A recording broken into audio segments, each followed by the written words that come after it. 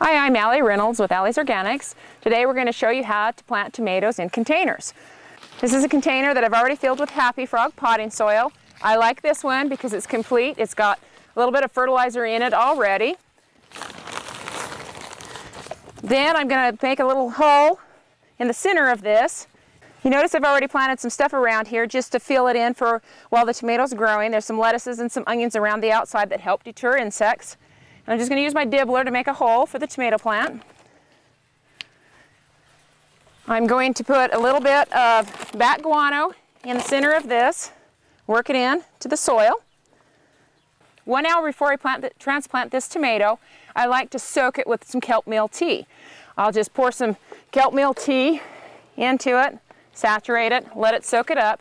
Kelp meal tea is just simply 1/4 cup of kelp meal soaked in 1 gallon of water overnight, a couple of days. It helps with shock, it gives it a little bit of boost of fertilizer, helps it come out of the pot easier when it's moist. Now just push this tomato plant just right in here.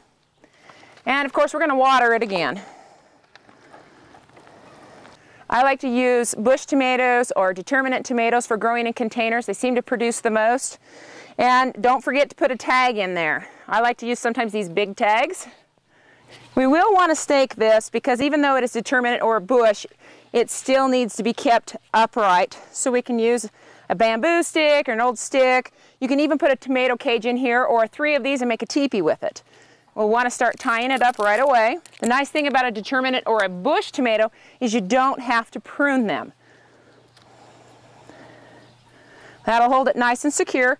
We'll want to fertilize this more often because it's in a pot, it heats up more, it loses its nutrients faster, so we can just go ahead and use that same old bat guano in here. We can sprinkle some kelp meal in here. About every 2 weeks is good. You could also use a foliar feeding, and if you do that, then you're going to want to do it about once a week. Just use an all-purpose foliar feeding like an all-purpose. Anyways, that's all there is to growing a tomato into a container.